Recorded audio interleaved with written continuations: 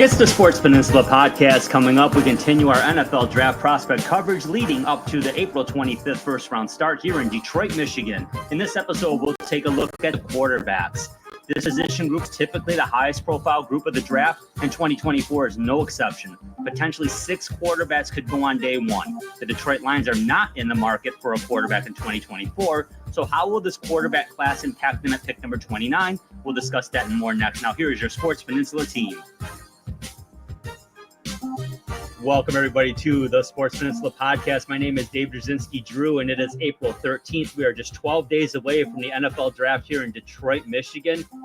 And indeed, how will the quarterback draft class impact the Detroit Lions and other teams in this draft in the first round? And that's a big subject to talk about. And joining me to discuss that and more is Coach Andy Shield of the Marine City Mariners. Coach, how you doing? Doing well, Drew. Doing well. This is getting real close. We're going to have some new uniforms next Thursday, and a little bit of rebranding that's gonna be available to the fans in mass. And 1 week before, I mean, there's already people starting to kind of pop in and take a look. And they say that the tent, which I know you saw because you have been downtown the last couple of weeks, is up, the draft tent. And they say that, you know, these are people that are regular draft attendees, and that this tent is much larger than most that they have seen. So this is going to be an event, like no other, and it's going to be exciting. I'm going to say this with absolute confidence. I don't know if this will be the best draft experience of any of them. It'll be up in the top quarter, no question in my mind. But attendance-wise, it's going to blow everyone out of the water. Detroit is going to be, once again, I mean, you start talking about the most watched sporting events, most attended sporting events. A lot of times there's a state of Michigan team involved in it. And it just is what it is. We're a mid-market, we're a medium-sized market, but in terms of sports, we're a top-tier market. And when you think about it, when you're a mid-level financial market, but you're a top sports market, guess what most people are thinking about? Sports. You know, New York and LA and Chicago are bigger financial markets, but there's also more diversity in there in terms of what people are really doing. Doesn't mean they're necessarily watching sports more, because there's just more people and more money involved. Detroit is unique. Detroit is really unique in that regard. We're not small, but we're certainly not New York or LA. But sports-wise, pretty damn good. It's a good place to be. Yeah, and being downtown, Coach, it's been you can see the banners coming up, the murals are up, the tent. I couldn't say if it was bigger than others, but it's definitely huge. Right in Cadillac Square there off of right, you can go down Lafayette and hit it right in Cadillac Square. It's pretty neat. So cannot wait. Looking forward to it for sure. But today, this afternoon, we're talking about quarterbacks. Go figure. It's our final position group, and for good reason. It's the highest profile position group in sports, arguably. And this draft class is loaded. There's a lot of really good quarterbacks here that could go day one. I think it's safe to say it's almost a lock that 3 of them are going to go. But to say 3 additional could go, it's possible. And as Lions fans, Coach, we probably would like to see that, because some of the other prospects are going to start slipping down towards 29. Your thoughts before we jump in? Yeah. I mean, it's this group, today, no, I don't think there's any of the players. I mean, I'd be shocked if somehow we were able to get one of the players that we speak of today as a camp arm, because that would be amazing. Because that could allude to some sort of competition behind Jared Goff. It does appear that by all accounts that Jared Goff is likely soon to be a longer term Lion than shorter term. And Hendon Hooker right now is the backup quarterback. And he deserves to be able to prove himself in that area. And I think that is a position that he will hold probably for the next several seasons. That being said, is there room for a quarterback? Certainly, there's going to be room for a quarterback. The whole process requires us to have some other quarterbacks around, whether it's Sudfeld, we've had, Adrian Martinez. Do I expect they'll bring in, you don't like to just generalize the player, because that's what it's all about, is the players. But a camp arm, yes, I think it's going to be those kinds of players that would be brought in from this draft group. But I do not believe we are speaking of one of those players at number 29 or any of our draft picks for that matter. Not at 249 either. Yeah, Sudfeld's back, and he certainly knows the playbook. And you certainly need him to possibly be the number 3. You need him in the preseason for sure. And yeah, I would agree they would need a 4th arm. I think we'll see a lot of Hendon Hooker certainly at the start of games, the preseason. I don't think we'll see a lot of Hendon Hooker though in the preseason, just because there certainly will have the inter squad practices with other teams, and I think that's where the most good work's being done. We've seen that the last couple of years, and I think that'll continue. And I know it will. Actually, I think it's almost mandated. Week 2 is what you're going to see that. So, it's good. Hendon Hooker. I mean, honestly, if Hendon Hooker was coming out in this draft, we'd be talking about him. I don't think there's any doubt about that. Certainly in our top 6, not as a dark horse candidate either. I think Hendon Hooker would absolutely be in the conversation in a 1st round pick this year, being healthy and knowing what his resume is. So this is fun. But there's so many good players, and we'll certainly talk about some folks that we certainly know from around here from the state of Michigan too, Coach. So let's jump into it. Let's talk about that top 20, Coach.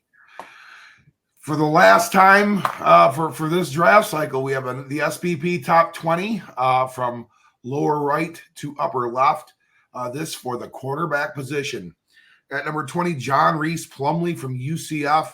Real prolific quarterback down there in Orlando. Brennan Armstrong at 19 from NC State.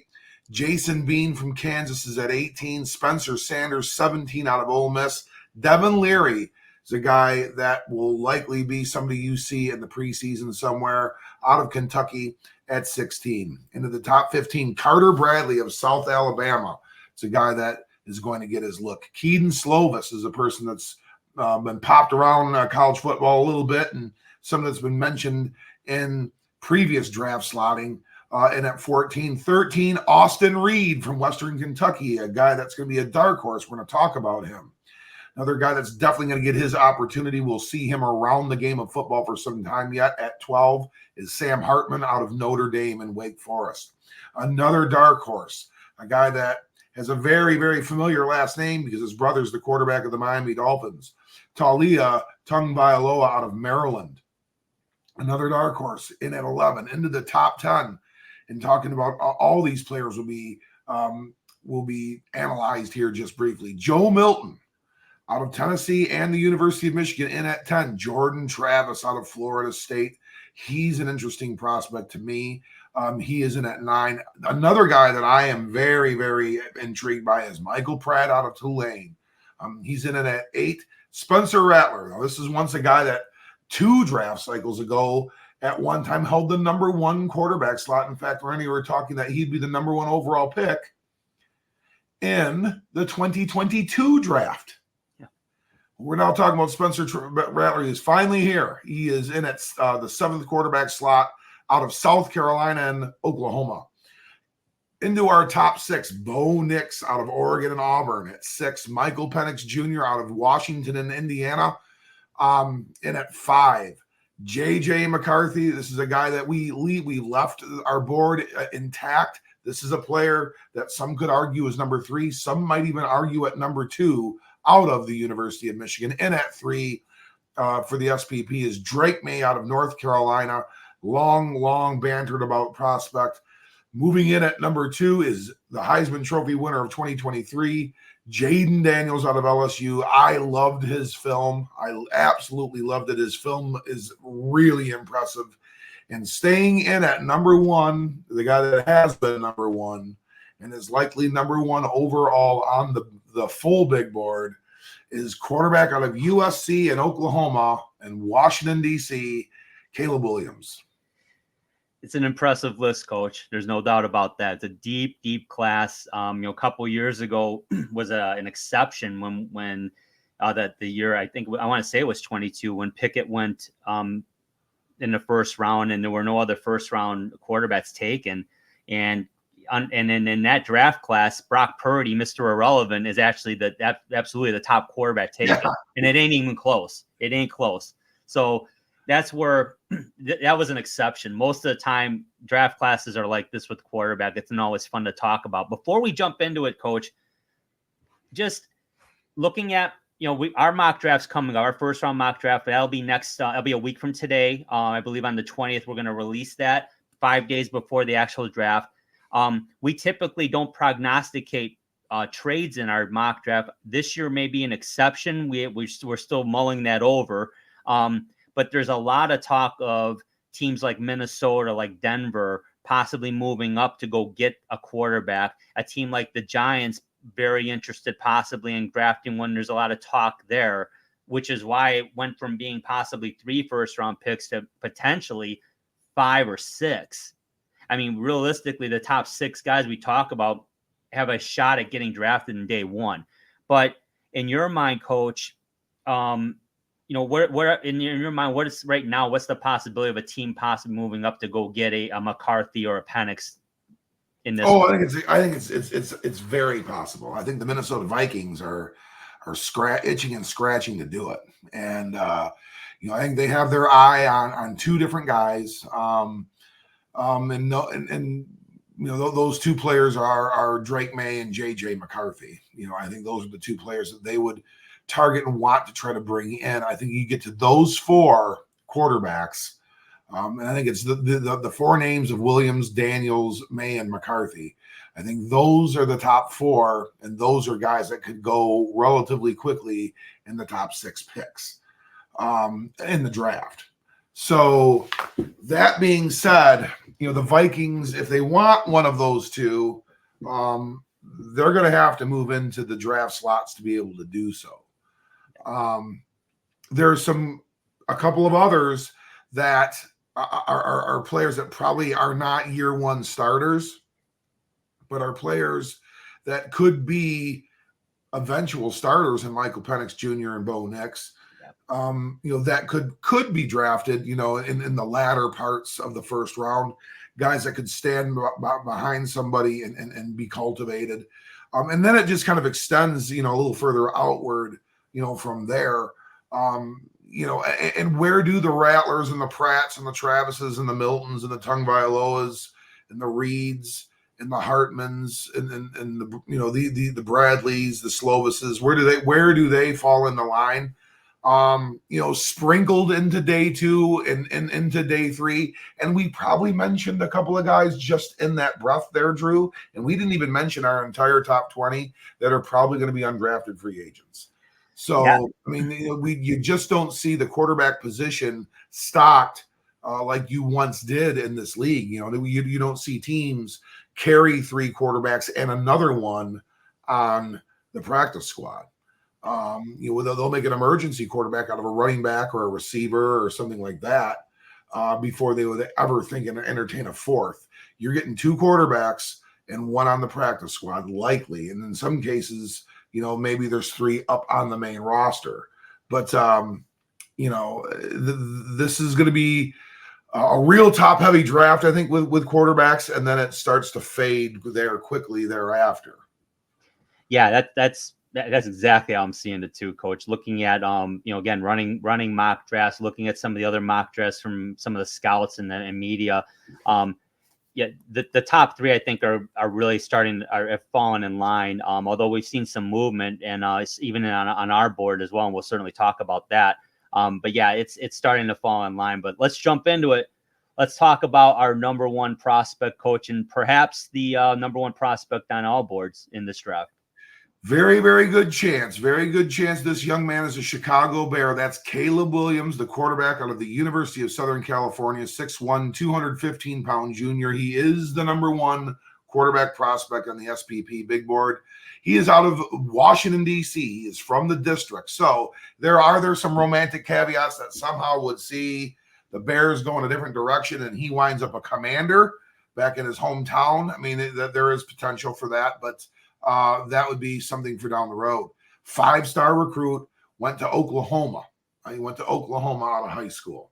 He caught the world by storm in his true freshman season. He was a freshman All-American and all Big 12 at Oklahoma. like a snap of a finger. He won the Heisman Trophy in 2022 at USC. He's a two-time All-American at USC, two-time All-Pac-12 at USC, 93 career touchdowns between USC and Oklahoma, 27 rushing touchdowns. So, he is a young man that has scored some points at the college level. Impressive stat right here, 118.2 career quarterback rating. That's astronomical. That's high. Yeah. That's awful productive. That is awful productive. So, yes, Caleb Williams brings the juice, my friend. He has brought the juice so far in his career. That is no doubt about it. I mean, the stats speak for themselves, Coach. There's no question about that. But what's driving that? What are you seeing? What works for Caleb Williams? Well, I mean, if you haven't seen him play much, if you've not had that opportunity, he's a Pat Mahomes like protege. He plays a very similar game to that. Very kind of improvisational, very twitchy and explosive, kind of lightning in a bottle type guy. Tremendous arm talent. What they mean by arm talent requires a definition. That can be just football cliche talk, is arm talent. What is arm talent? That arm talent is arm strength. Arm talent is arm being able to adjust and, have ball placement, which is accuracy, touch, whether you're in the mid-range, the short range, the deep range, and your ability to get passes off from either on the run or from a different arm angle. Those are the four main kind of components of arm talent, and his is sublime. He can just throw the ball and make throws and create throws that, most quarterbacks just cannot do. He can pull off a spectacular play. Like I said, he's a Pat Mahomes kind of clone in that regard. True escape artist. I mean, he's not played for some of his offensive lines, have struggled throughout his career, even though he's played in some fantastic programs.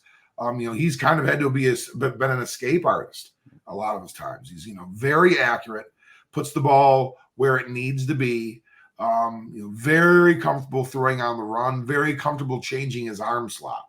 So just a true playmaker in that regard. He's very comfortable running an offense, under pressure, in a hurry situation, in a 2-minute drill, in a come from behind drill, in a must score type situation. He's comfortable with that. He likes that kind of pressure placed upon him. Doesn't always like it when he doesn't succeed. He's struggled with being able to bounce back from that, but he does like that kind of pressure. He's a great play faker, tremendous reader. Justin Fields does that very well. Caleb Williams has that component to his game. Very good play faker. Just a pure, fluid, and flexible athlete, David. It's really hard to pass on him if you are really looking at a quarterback in that top slot. I mean, it's really hard to pass on him. Just brings so much to the table in regards to his tools and his talents. Yeah, and I think the Bears, I don't think I know. I mean, they traded Justin Fields, so they are absolutely all in on a quarterback at number one. But you're right, Coach. There's a chance they could go a different direction, but it'd be real difficult to do with this body of work and this resume from this young man. But again, we got to start splitting hairs now, because we're talking about really a great football player, but he's got some things he needs to work on, or maybe doesn't do quite as well. What are those? Oh yeah, and I think above and beyond all, there could be some. I want to phrase it, without being, ultra critical, because he's going to be able to prove otherwise, but he can be maybe a little sensational at times, a little overly sensitive, which shows some immaturity. Awful emotional, kind of. Some of the, and I guess I relate to another great player that struggled with that component to his game, different sport, being it's the weekend of the Masters, was Tiger Woods. Tiger Woods really at times showed really poor composure when things weren't going his way. Just who is Caleb Williams when the chips are down? What kind of a teammate is Caleb Williams? What kind of a team guy is Caleb Williams? He's the guy that's going to literally go up into the stands and cry with his mother, because he's actually done that. Mm-hmm. and that's something that we don't see. That's not the kind of leader I think that we expect from an NFL championship level NFL quarterback. So that right there is something that we have seen as a concern. What are some other things? He can just try to do too much. It kind of almost plays into that a little bit. It's on me. It's all me. If I win, I did it. If I didn't, I failed miserably. A lot of eyes there. And there's a lot of pressure too placed upon him. But I mean, he holds the ball too long at times, which does not do his offensive line any favors. You can't be over expected of an offensive line to be able to protect, for 8, 9, 10, 12, 13, 14 seconds. Come on. That's unrealistic. Yeah. And he holds the ball too much. He played inconsistently in 2023. It's like the pressure kind of finally smacked him right across the face or something, Drew. I mean, gotcha. His production dropped and he played like there was pressure on him. And, really for the first time in his career, between Oklahoma and USC.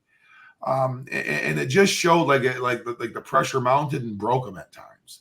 And his mechanics, got sloppy. And, he's very improvisational. So, that has, just because it doesn't look exactly like a textbook play doesn't necessarily, is truly a ding, because it may have been the only way he got it off. But his mechanics have broken down a little bit, maybe from what we've seen in 21 and 22.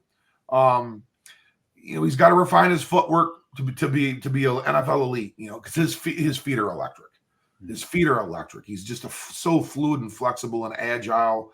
If he gets those, truly hones that in, I mean, he will translate. But that we don't say as a weakness, but we say that as something that has to be, or else the weaknesses will overtake the strengths. He's never taken a snap under center. And there's other quarterbacks that we're going to that we should probably make that mention of. I think it can sound a little biased if I put that on everybody's, because we could almost put it on with the exception of one or two. We could put that on their weakness, track. But in this case, he never has. Is he going to be able to? He's never done it. In his career. So I mean, that's something that will take a little bit of time if that's something you're going to ask of him.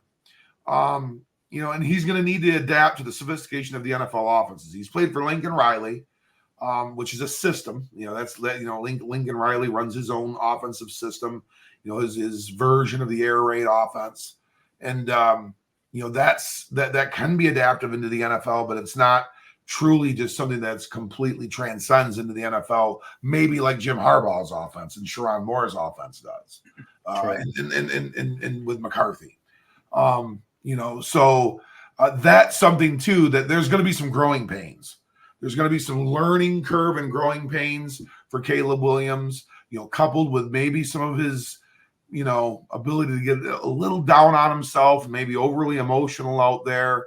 And with maybe, with also a guy that's tried to do too much at times and put a little bit, maybe too much pressure on himself. Those are the concerns that you have with Caleb Williams. Yeah, I agree 100% with you, Coach. If we're talking about strictly stats and what we see on film on the field, Caleb Williams is the number 1 draft pick in this draft. Case closed. That's it. On we go. But it's not that simple. And you brought up some key points. And I think that's just going to come down to general managers saying, is this guy really just busting his ass to be the best player he can be and the best teammate he can be and just really is emotional? I can handle that. But if it's, I didn't throw 5 touchdowns, I didn't win the game, I'm upset. Ooh, I don't know. I don't know. I don't know Caleb Williams, so I don't know. I think it'd be less than that. I don't think he'll be upset if he's not the calling card. Although, let's face it, he's a quarterback. He's going to have a major. If they're winning, he's going to have a piece in it. Absolutely. But I don't think it'll be that. I think it would be if he lost. I think if it's not going well. I think that's where you would. That's the concern. I do think, that's, and this is a franchise that's trying to get this right. I mean, they traded the guy that they made. I mean, look at the last two quarterbacks that they've had that Yes. they've tried to build around. Mitch Trubisky and Justin Fields, who are now both backup quarterbacks. Mm-hmm. And Fields, does it feel like he got the shot that he deserved?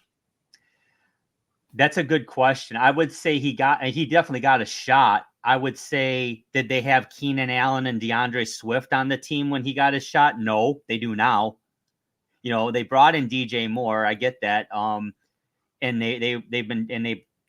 I don't, Cole Kmet at tight end. The Bears are a good team. The Bears have done a lot of good things this offseason. If you're a Lions fan and aren't a little concerned about the Bears, you probably should be. They're a pretty good team, and they're going to they have not only the number 1 pick overall, they have the number 9 pick overall. So it's likely they add a Caleb Williams and another stud receiver or a stud left tackle. They're going to be a threat. Justin Fields was a problem for the Lions. We were going to struggle forever against him until either the defense completely was reformed or adjustments were made in corralling him. It's a sigh of relief that he's now the backup quarterback for the Pittsburgh Steelers. Yeah, and I started the Chicago Bears because he was a juggernaut for us. Yep. Yeah, he's a pain in the ass. Absolutely, Detroit couldn't stop him, but Detroit struggles stopping running quarterbacks. Perhaps that changes this year. It needs to. But yeah, I would say the biggest issue the Lions have coming. Here's another one. Yeah. So, here's another one. The guy that we're talking about. Yeah, he can run. He can throw too, and but he's going to have to understand, as a grown man, that you're not going to score 55 points a game like you did at USC. Conversely, your defense isn't going to cough up 50 points a game either, which is what happened this year, which probably mounted the pressure. It's like, not only do I have to be great, this offense has to score 50 plus points because our defense is going to get shredded by the Michael Penixes and Bo Nixes of the world, and they were. But then they won. They were able to beat Oregon. They weren't able to beat Washington. Going to be real interesting to see how Caleb Williams is going to be a great quarterback. Is he going to be a diva or an absolute star? That's the question. We're going to find out. As a Lion fan, I don't want to see him fail personally, but I certainly don't mind him going to Trubisky or Fields route in Chicago. That wouldn't break my heart. But I want him to succeed. I want him to be successful, and he's got the skills to do it. He's a scary quarterback. Coach, here's another scary quarterback. Let's talk about our number 2 guy. Oh, and I tell you what, his film just pops, and been watching him for quite a while. He's been around for a while, but our number 2 overall prospect as far as quarterbacks go with the SPP big board is Jaden Daniels out of LSU, 6'4", 210-pound senior, a little bit bigger than Caleb Williams. He's a California product out of San Bernardino, runs a 4.5 flat 40, so he can run. Transferred out of ASU. He transferred out of Arizona State. He was 2-time all Pac-12 player there. He is the current Heisman Trophy winner. Won that at LSU and had a season of all seasons. Literally almost every offensive statistical category a quarterback can factor into, almost every single one of them, almost every single one. I think minus 3 of them. He was atop the leaderboard. He was the leader. Amazing season this past year. He cleared the trophy room, the Heisman Trophy, the O'Brien Trophy, the Manning Trophy, the Unitas Golden Arm Award. Anything that had to do with a quarterback, he won it this year. This was the year of Jaden Daniels, and he was the toast of the position in college football in the 2023 season. 89 career touchdown passes, 34 rushing touchdowns. So this is a guy that definitely has tucked that football under an arm and carried it in.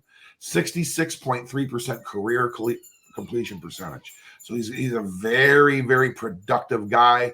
Can definitely get the football where it needs to be. Get the football where it needs to be.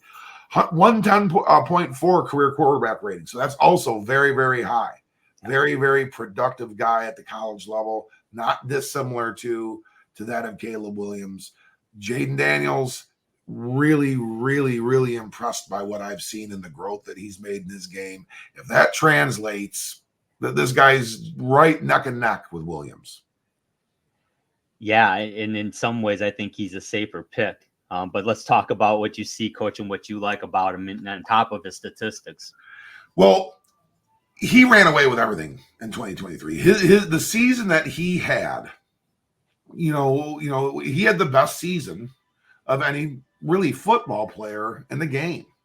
And what is that? Is that just his great year and his time to shine?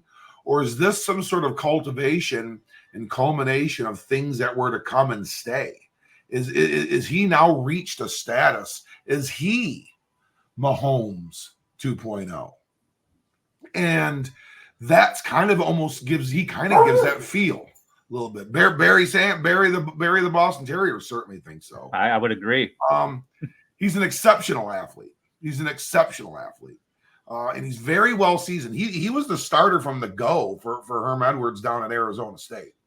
He was down in Tempe. He was the starter from the go. He came and he hit just a knockdown, drag-out battle here in East Lansing at Spartan Stadium, which he came out on top of.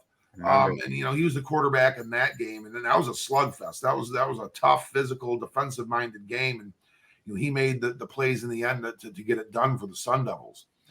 So he's just very well seasoned. He's a breakaway runner, and that's the testament to that is on YouTube. You watch him, you see him take off and go. And if it's not defended well, I mean, he finds the alley, he finds the edge, and he's gone. His breakaway gear is intriguing. He's going to rip some big runs in his NFL career. Very clean, repetitive throwing motion. He's, great producer through the air. High completion percentage guy. He's got significant arm talent. I mean, it's very accurate. He is it as juicy as Caleb Williams? It may not, it may not quite be quite as attractive as that. But it's intriguing. He makes it look effortless.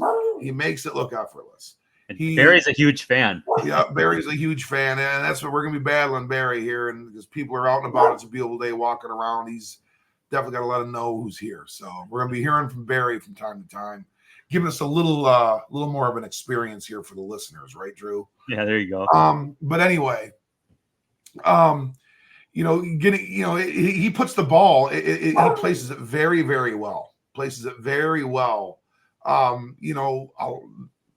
Just consistently, and that's the difference between him and maybe some of these quarterbacks that we've talked about that have struggled. Is that Jaden Daniels has elite ball placement, so the arm talent is very, very, very much a box that's checked here. He possesses it. Very fundamental decision maker. Like I said, this is not his first rodeo. I mean, he's been around. He's been tasked with running Arizona State. He's been tasked with running LSU. He's just a very, very confident and comfortable and strong decision maker in regards to offensive football. Very comfortable. Also, another guy that's very comfortable throwing on the run, very accurate on the run. Has great feel and touch for doing it while he's moving. He can hit his targets all over the field. He's savvy, creative mover in the pocket. So I mean, he's got some of those kind of Mahomes, Rodgers-esque abilities to keep himself alive in there. Jaden Daniels is a guy that I think by and large, if it feels like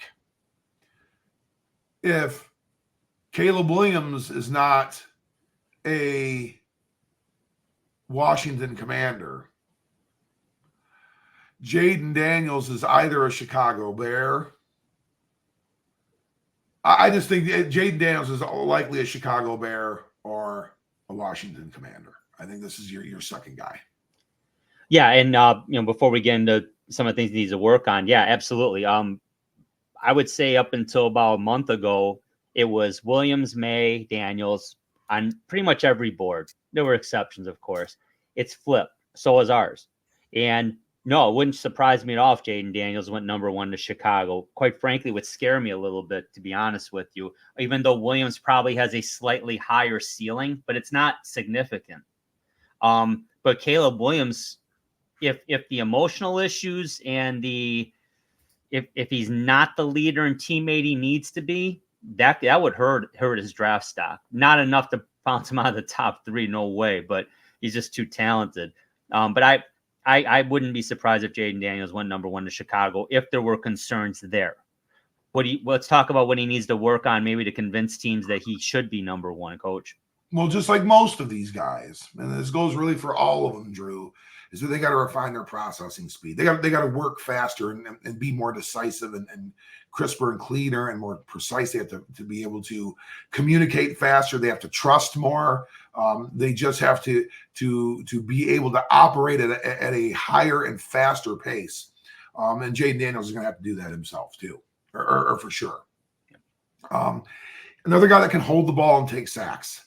He's a guy that these guys that are just tremendous playmakers. They do have a hard time of letting go of a play. They never see an end. They never see the safe route is something that is a first option.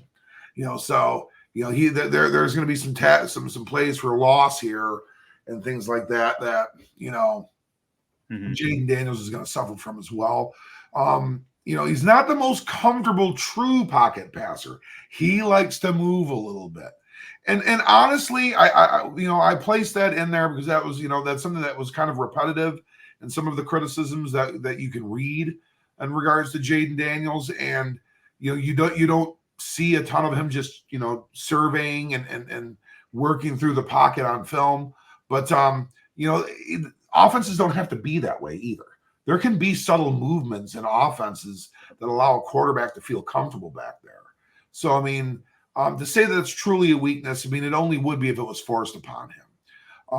He can rush, some ill-advised passes. He can rush himself mechanically a little bit. Again, he's a guy that tries to make plays, and then doing so, sometimes he's going to let his fundamentals break down a little bit. And that's something that he's got to try to avoid. He can't abandon what got him there, Drew, right? Exactly. And really ultimately what could be an undoing for Jaden Daniels, if there would be, is he going to try to do too much?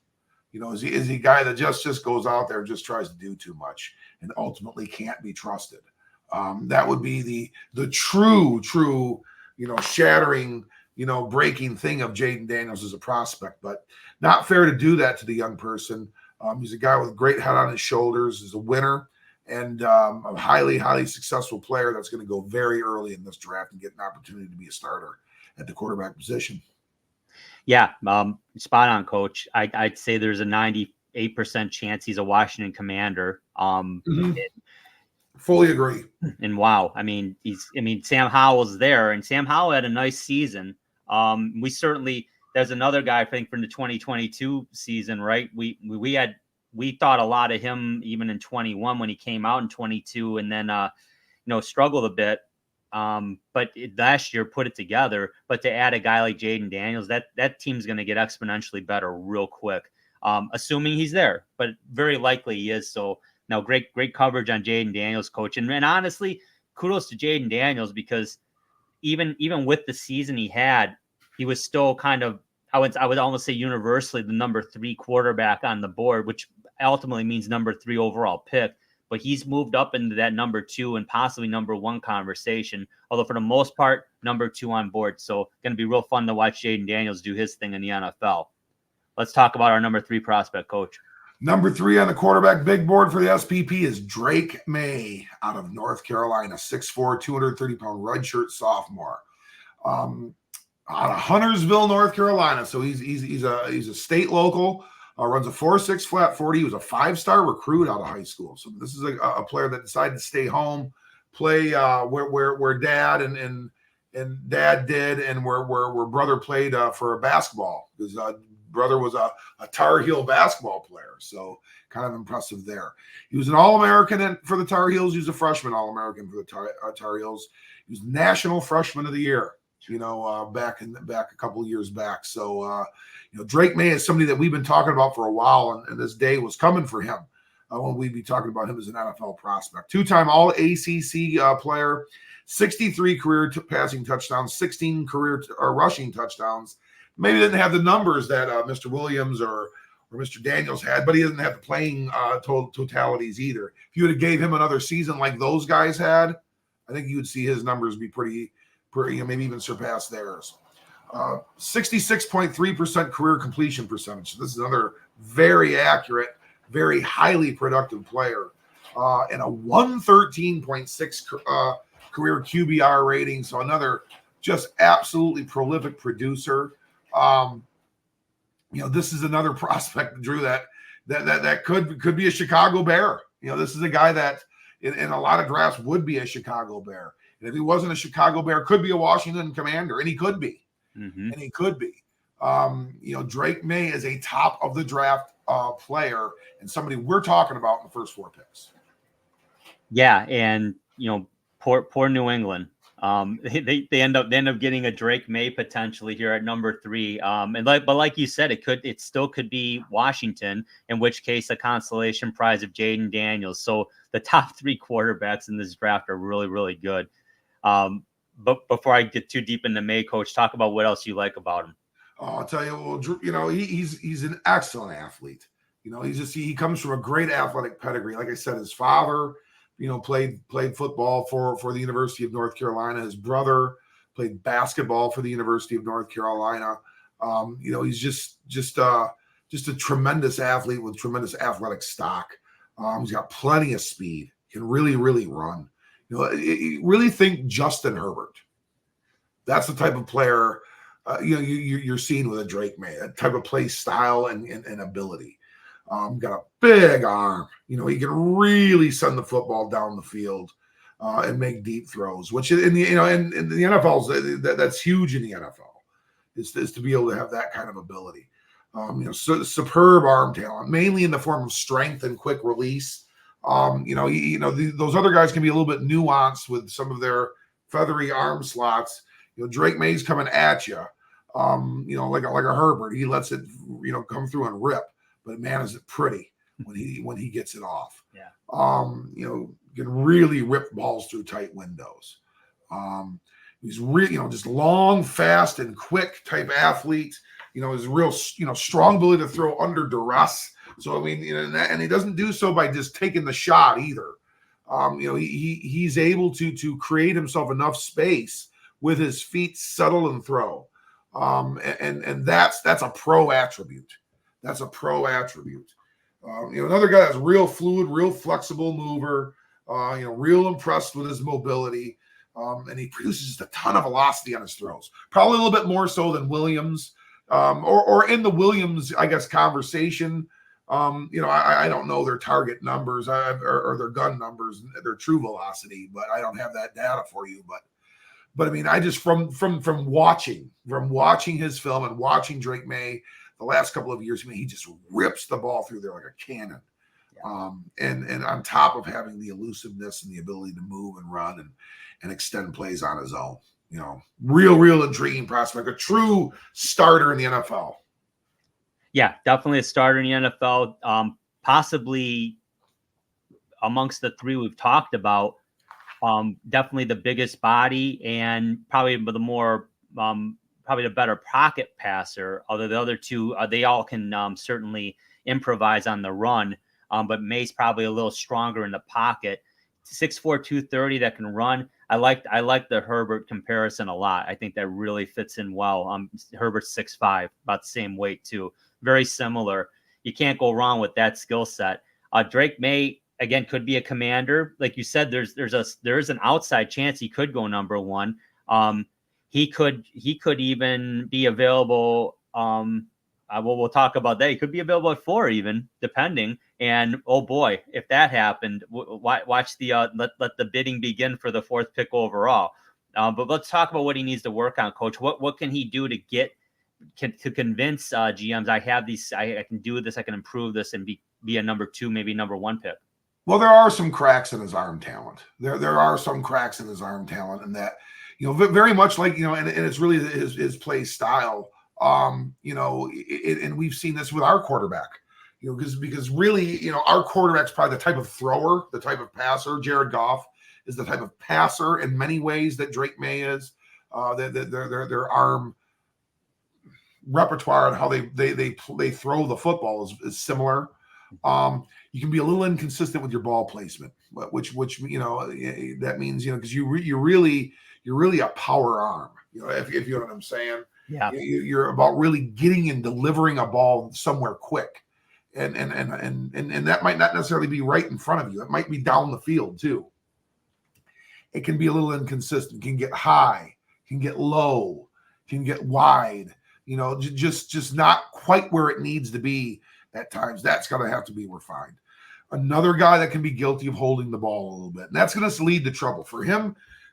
I think for Williams and for Daniels, it leads to sacks more times than not. For May, he's gonna let it rip.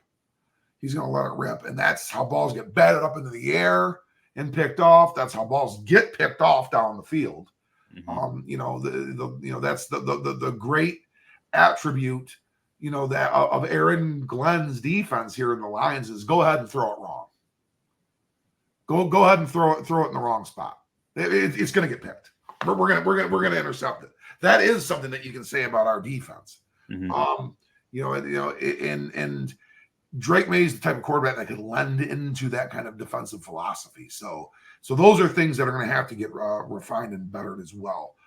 Plays too wide open, just takes too many gambles. He loves his arm. He likes it. It's like that kid in the neighborhood that's got the hot rod, the real sharp, SRT8 Dodge Charger. He's got himself a newer Mustang, or he's feeling good about things, and but when you're in a ditch somewhere, or rubbed up against the wall on the expressway because you're a little too aggressive with that vehicle, you're not feeling so good. Mm-hmm. So are those kinds of things going to happen on the gridiron? Not to be morbid and compare a football mistake to a car accident, Drew, but he's gonna hurt things every once in a while. He's gonna hurt things every once in a while with some of his gambles. Got to refine that footwork, and that's where it's gonna start with. That's where it's gonna start with. It's he's gonna get his footwork right, and he's gonna be able to have the time to get balls off without it being a problem for his team. Basic throwing mechanics and stuff just could use some improvement. Again, touch, maybe some of the touch and more finesse things, maybe being able to change his arm angle a little bit, and just having a little touch on some passes and being able to get certain kind of passes off differently may lead to even a more productive and more dangerous Drake May, which is saying something because he's already very much that. Processing speed is going to take some adjusting, but we're going to say that about every quarterback that we talk about today. So to hold that truly over Drake May's head is unfair. Like I said, Drew, that you alluded to it. I alluded to it. I think for the sake of things, this is probably the New England Patriots' next quarterback.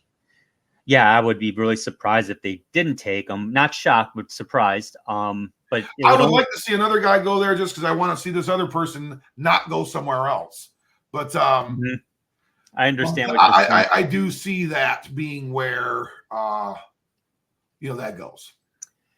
Yeah. So long story short, Drake May is going to start in the NFL and has a very high ceiling as a perennial Pro Bowl caliber talent.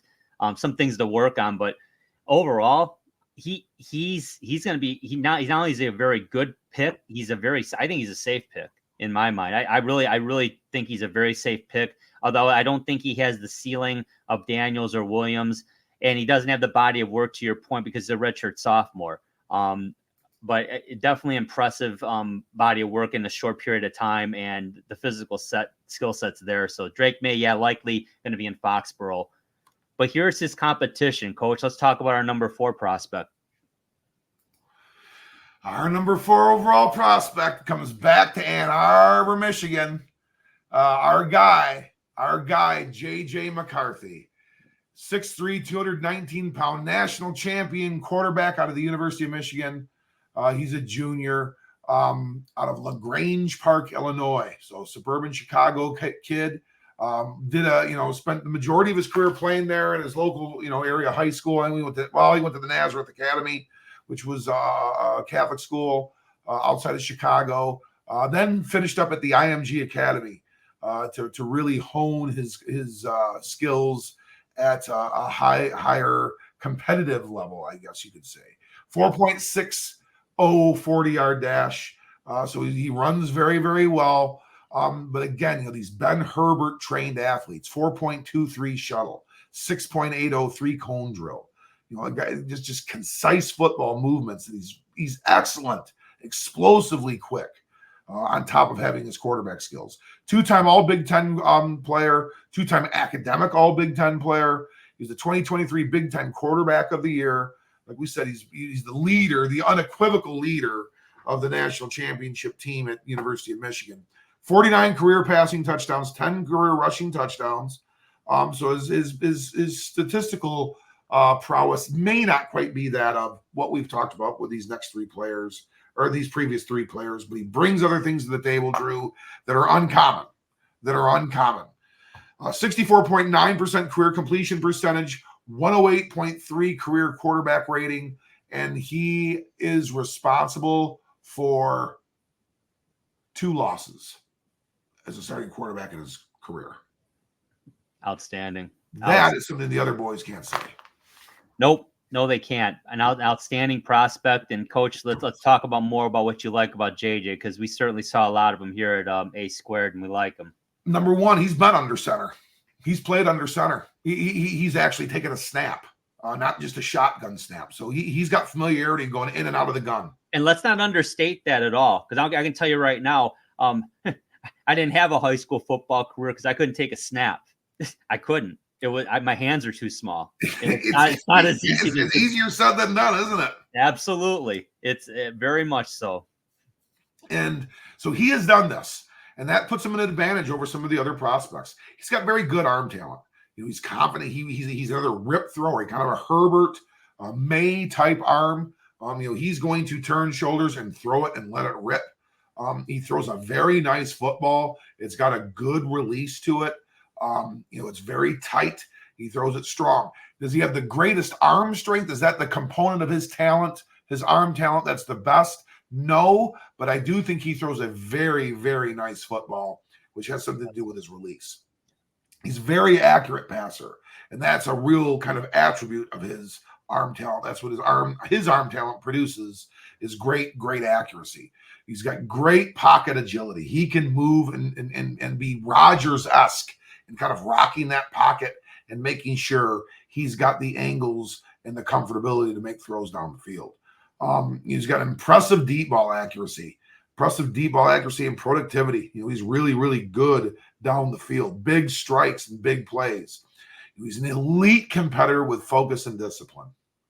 There aren't too many 18-year-old kids that go on the campus and, when you said, what would you say to your, recruiting class as you guys come into Ann Arbor?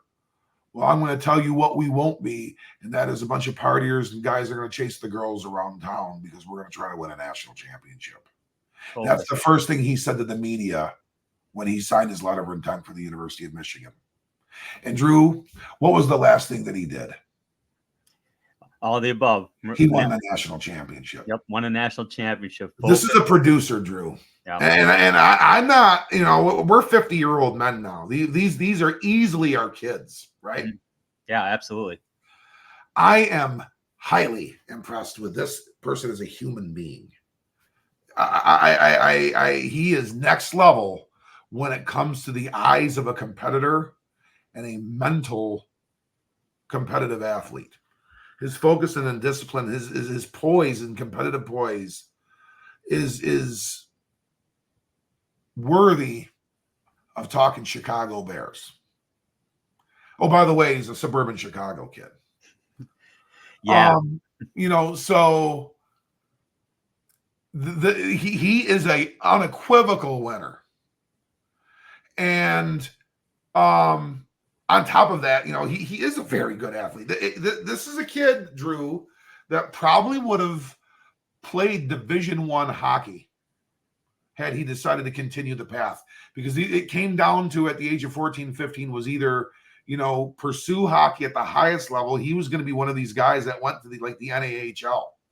He was, going to go that route and do the major travel, high level travel, or continue to pursue playing some football too, and maybe put hockey on the back burner. It's what he did. He's a very, very good athlete, and he is a clutch performer. He comes through. He outperforms C.J. Stroud. C.J. Stroud's the toast of the NFL right now, and that's a young man that may wind up being the best quarterback in the game, and very, very soon that could happen. He outperformed him twice. True. He outperformed him twice, and still wasn't done at Michigan. He still came back for yet another year. So I mean, this is a very intriguing prospect, and I know we both and I stand by it. I do think New England's going to go with probably Drake May. They were successful the last time they drafted a quarterback out of the University of Michigan. They were. They were. It was about 195 selections, I think, later. But they were pretty successful. Yeah, exactly. And then JJ McCarthy obviously has a lot of the lineage there that TB12 right had, but at the same time, Tom Brady wore 10 at Michigan. There's no Patriot way without Tom Brady. And we're not comparing the two, but they went to the same school and played the same position, and both were very successful. McCarthy more successful, quite frankly, won the national title. So much to like about him, Coach. Let's talk about what we see are some issues here, and then we'll jump into where we think he's going to land. So he can stick on reads. He can really kind of stick on a read, and just that's where it's going to go. And in the NFL, that's going to get ill-advised. We saw that time. I mean, if he had one poor game in the last couple of years, it was against TCU in the Fiesta Bowl. Yeah, and he stuck on a couple of reads there, and he paid dearly for it in 2 pick sixes. So, I mean, those are some that's probably number one. He sticks on reads too long. Got to continue to develop his arm strength, and some of that, is going to max out. He has the arm to play football in the NFL. He has good arm talent. The strength components, aren't the achievements of that arm talent. That's not a component that rests, on that part of him. It's got to get a little bit better. He can throw the ball well downfield, but yes, he can struggle with ball placement. And that some of that is because he really, when he finds he has a mindset, almost a vision. I think before the play even happens, and that like an anticipation, and it's just that's really where he wants to go with things, and in doing so, sometimes when he does check off, the ball's inaccurate a little bit. He can struggle with touch a little bit himself too. It's almost like he's got to try to prove that he's got a big arm. And so touch has kind of been an issue here too.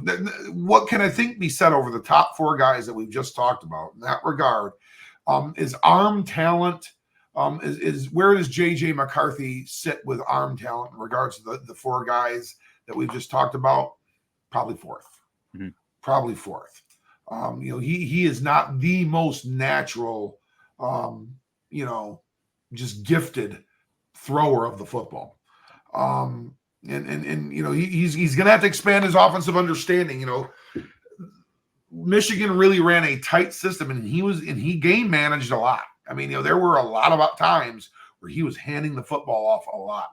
I mean, at Penn State, they ran the football every single play from 8 minutes to go in the third quarter to the end of the game. Mm-hmm. I think it was something like 38 times in a row or something like that. There was a lot of that. Michigan played a real methodical. They have a real methodical, offensive philosophy. It's part of how they win football games in the Harbaugh era, which really extends under Sherrone Moore because he's not really changing much of anything. So, that is something that, he's going to have a different system he's going to play under. He's not going to go to the Chargers. Unfortunately, I don't see the Chargers trading Herbert and drafting McCarthy at 5. So and if that were the case anyway, I don't think that, he's not going to leave probably number 4. I'm thinking the number 4 pick winds up being traded to the Minnesota Vikings is what I really am feeling like is going to happen. But that being said, he's going to have to, his processing speed's going to have to improve as well. He's got to be, a better more proficient passer from left to right. He struggles throwing the football to his right a little bit. That's something that just there's a mechanic or something like that, or just some part of his process that's got to get better. He's going to have to continue to improve in that regard. He's got to be patient and develop that pocket presence. He can't just, because he's a guy that can just tuck it and run. And but that's also got to be a component to his game too. But he's going to have to develop some of that pocket presence. And by NFL standards, he's kind of a thinner, wirier guy. But so is Jared Goff. Jared Goff's a little taller, but he's got that kind of build too. So I don't see that as a hindrance for JJ McCarthy. If I see a hindrance, it's probably his overall arm talent and his right here, right now ability to take an offense over, because it's probably going to be asked of him to do so.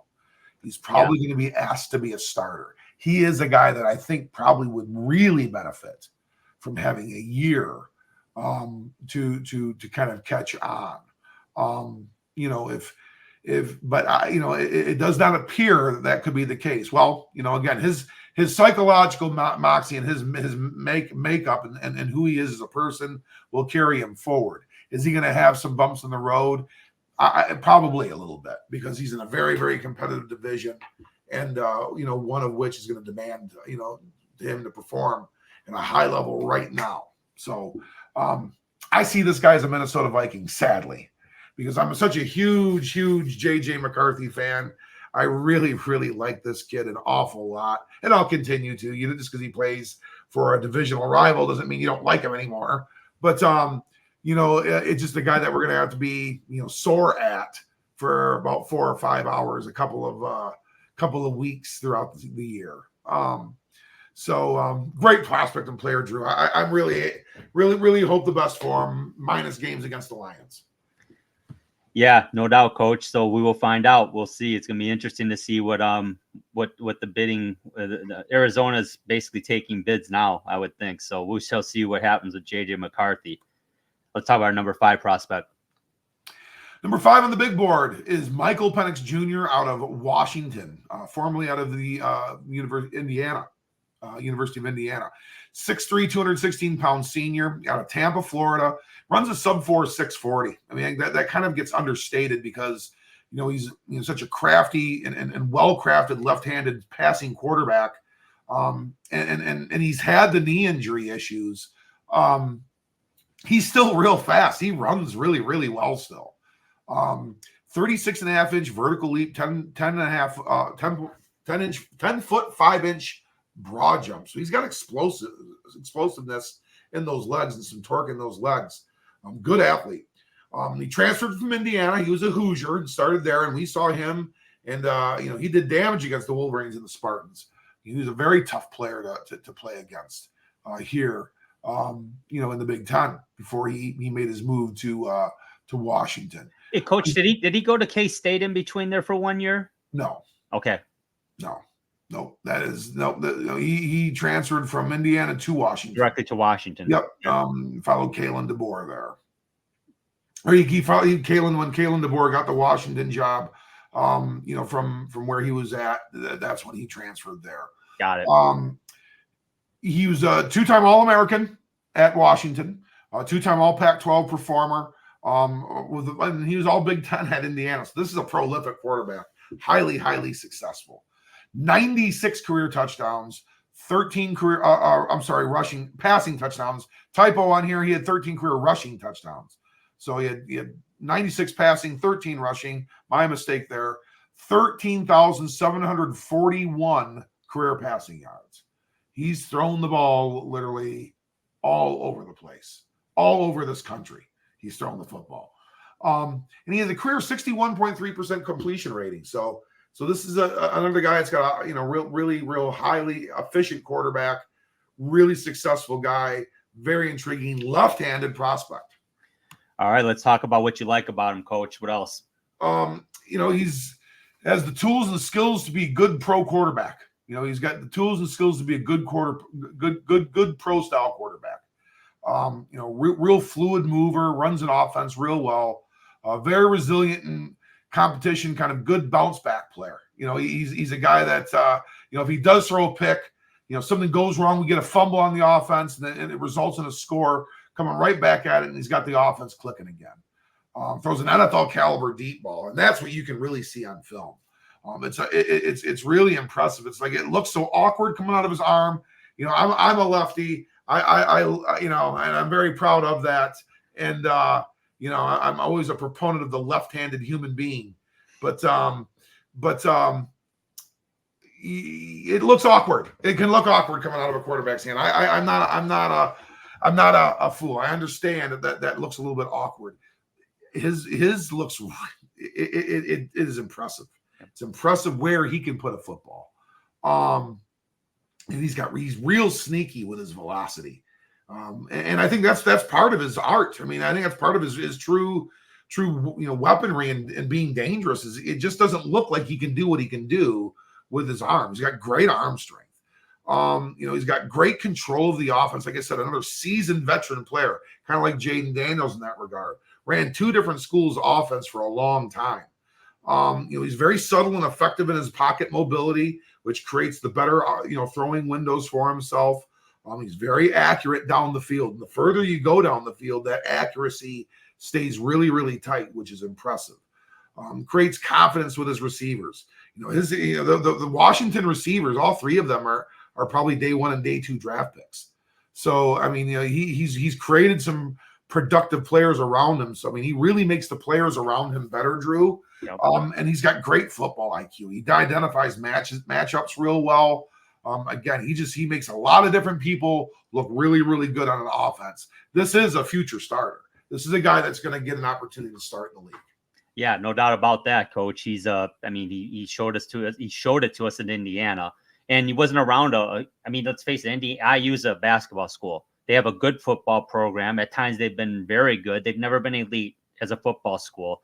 But Michael Penix Jr. kept them in football games and helped them win a lot of football games. And you mentioned it. He gave Michigan fits when he was at Indiana. And I know Coach Scarcelli just talked about that at length when we had him on, how much trouble Indiana gave Michigan historically. And quite frankly, Michael Penix Jr. fit right in line with that when he was there. But talk about what he can do to get better, or what's going to maybe hinder him a bit. What the biggest hindrance is somewhere a little bit. I got, what we've gotten the weaknesses down the line. It's his multiple torn ACLs, and that was his kiss of death at Indiana. He was always the starter there, but he was, losing seasons all the time with knee injuries. And that is something of a concern. He's got multiple torn ACLs, and multiple fairly extensive reconstructive knee surgeries.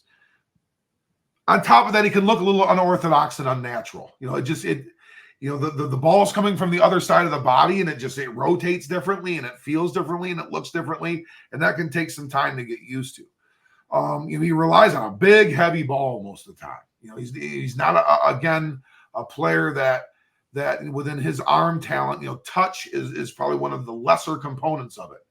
He's thrown a real heavy, hard football a lot of the time, which could lead to drops and some offensive inefficiencies.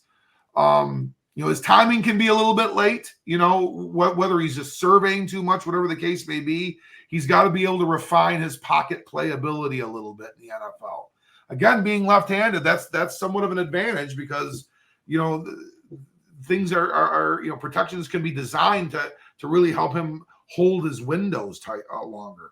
But that's going to have to get better. He's got a little bit of a slower release on his ball. Again, he's a very deliberate thrower. He can go through his accuracy, gaps at times. And when that happens, the offense is just not moving the football. And when he's kind of having some issues with that, and the ball's coming out of his hand a little late, you're going to go through spans where the offense doesn't come up with much. Just don't see a whole lot of lefties. And I say that, unfortunately, like I said, I'm sticking up for the lefties of the world. We're people too. But you just don't see too many of them. You just don't. It's a kind of a right-handed position by and large. And it just appears to throw the ball too deliberately at times. Just can really kind of make things look a little too obvious. Yeah, a great synopsis, Coach. Here's where it gets a little murky. I would say, do I think Michael Penix Jr. is a first round talent? Yeah, I do. And there's a few teams that come to mind. I mean, you got at number 6, the Giants, who I don't think that they will take that chance there, but you never know. Even though they have Daniel Jones with $40 million contract, I'm not sure. You mentioned Minnesota wine, very interested in trading up to with Arizona. Denver is also in that conversation. Denver has the number 12 overall. Minnesota is the number 11 overall. Minnesota, however, also has the 23rd overall pick in that trade with Houston a few weeks back when they acquired that additional pick. So they may be in a better position to not only trade more draft capital because they have it, but then they also have the slot above Denver for Arizona, which makes it intriguing for them. And I believe the Cardinals have a lower pick as well. So they're in a very good position to be able to trade back and still get a very, very good football player and add draft capital. So the Cardinals are going to be happy. They still have Kyler Murray there. We'll see, but I think Michael Penix Jr. And then, when you go down the line, you got teams like the Vegas Raiders. They certainly could use some help there. I don't see him getting past the Raiders, which I believe would be actually pick 13 right after Denver. So that's just my view of it. So Michael Penix, very good football player. The injuries are the concern here. But again, when you look at his speed, like you said earlier, he hasn't hindered him. So he's bounced back from it well. So again, I don't see Michael Penix Jr. Leaving the first round at all. I don't see him leapfrogging any of the top 4, but I think he's pretty entrenched at 5. Although there's people that argue that, but we'll talk about that gentleman right now. Let's talk about our number 6 prospect, Coach.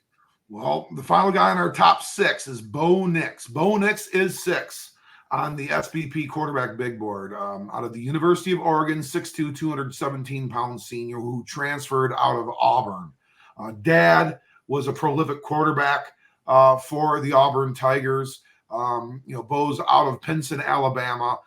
He's a 2-time All-SEC player at Auburn. He was the SEC Freshman of the Year, so he's a real good player for the Tigers. He is the NCAA single-season completion percentage record holder.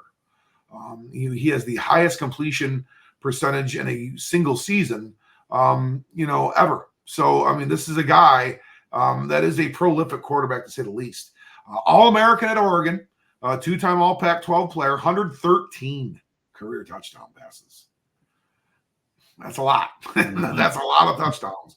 38 career rushing TDs, 69.8 career completion percentage. He's completed nearly 70% of his passes throughout his career. So this is a guy that makes completions. He's productive.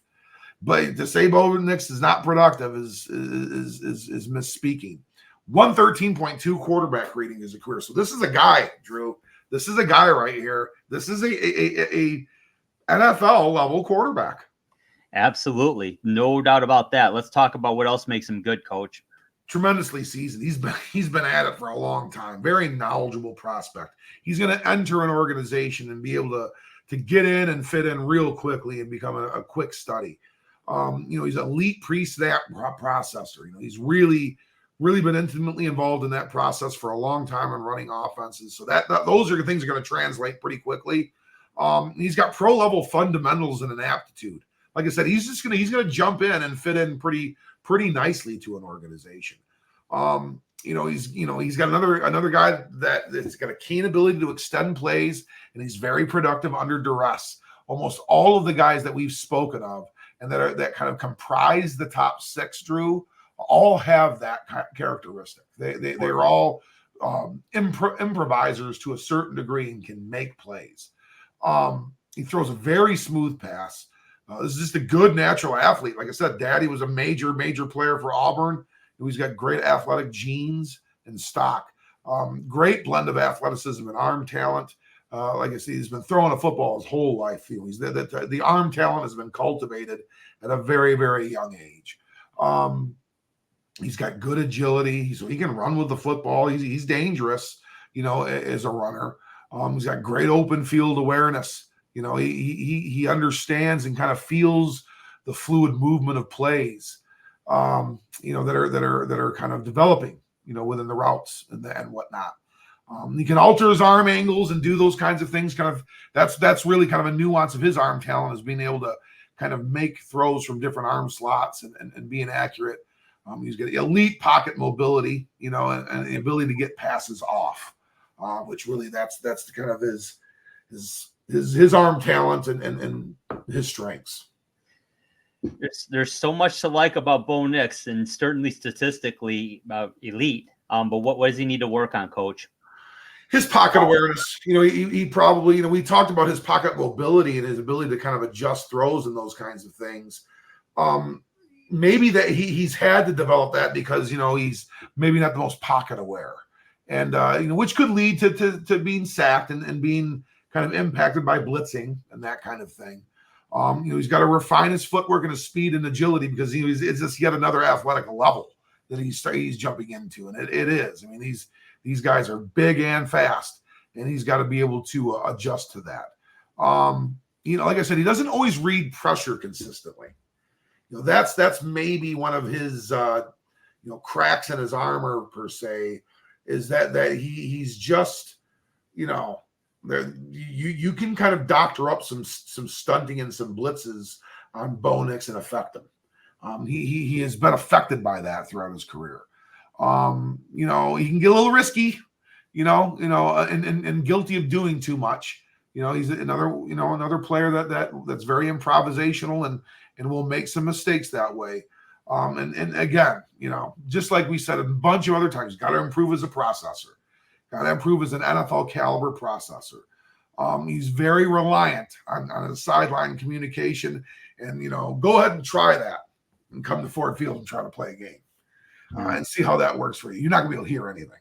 Yeah. So then he's gonna get very methodical and very vanilla, and just not really bring too much to the table when that kind of breakdown takes place. So those are the things that I guess are perceived by Bo Nix, that are some that you can see on film and some otherwise that he's gonna have to overcome. So here's the possible number 6 quarterback taken in round 1, because it could happen. Mm-hmm. It could be among the teams I mentioned. It could be further back when you're looking at, I've seen some mock drafts having the Rams take a backup quarterback, the heir apparent to Stafford, which under normal circumstances actually wouldn't be a bad idea. But they did lose Aaron Donald, and I think they're picking 19th. Probably not a good idea to go Bo Nix at 19 when you really need to. Especially when you're going to have a Johnny Newton or somebody sitting there. Yeah, and you still have Matt Stafford for another 2 years. So probably not a good idea. So based on team needs and the like, Bo Nix could slip to day 2. Now, Bo Nix scares me. I know we've had many conversations about Bo Nix, Coach. I've softened my stance on how I wasn't a real fan. Even though the statistics, I can't dispute that. I've watched Bo Nix play a lot of football at Auburn and even in this past year at Oregon, a lot to like. But I just think when the big moment comes, when you're playing against the elite competition, Bo Nix is not bad, but becomes more pedestrian. I think he's elite. I know he's elite against the teams he should be. He tears them up. He's proven that, and that's a good thing, because there's a lot of quarterbacks that maybe will step up in the moment, but then they'll let their hair down, so to speak, against the teams they should beat and become pedestrian that way. That's scary too. Bo Nix has a high ceiling, but he also has a lower floor. Bo Nix might become a career backup in the NFL, or he might become a Pro Bowl caliber player. Now, I think he's going to benefit by going later in the draft, or at least later in the first round, and go to a team that's probably more equipped to help him, versus a team that really is quarterback needy. And maybe one of the reasons why is because they don't have an O-line. And then if you put Bo Nix in that situation, that wouldn't be good for his development at all, and it wouldn't be good for your team. But you put him in a situation where there's a stable offensive line, there's some offensive talent around him, look out. He might come into his own and then hone those skills, get better pocket presence, improve everywhere all around, like everybody has to, like you said. And then Bo Nix could become a real good NFL quarterback. It's risky. It's a little bit risky if you take him high. If you take him on day 2 or anything, oh, heck yeah, all day long. But the key is if you really want him, you're going to have to take a chance. And the team that takes him is going to have to be in a position to be able to afford to do that and possibly let him sit a year. Like you mentioned, some guys could benefit from that. JJ McCarthy would be one, but likely going to have to start right away. There's pros and cons to that all day long. We could talk about that on another podcast. But Bo Nix is an intriguing prospect, and those statistics, man, I tell you what. And there's a lot of film that show he's a very good player. I'm not saying he's not. I'm just saying there's probably a greater risk of Bo Nix not becoming a prolific starter than some of the others, in my view. So that's where he's going to have to prove people wrong. Let's talk about our dark horses, Coach. I believe I'm up first. So jumping right into it here. Jordan Travis out of Florida State, 6'1", 212-pound senior. So I on a previous episode, we talked about the interior line. I described Zach Zinter as the Hendon Hooker of the draft at that position group. Jordan Travis is the Hendon Hooker of this draft. And when I say that, I mean, if he hadn't been hurt late in the season and missed games and have an injury that he's just recovering from, this is a guy we're probably talking about in the top 5, in my view, possibly top 3. He's that good. I know there's some issues, and we'll talk about them, but Florida State was rolling into a playoff position last year, Coach, and they were a lock to make it. And then Jordan Travis got hurt. They still won out.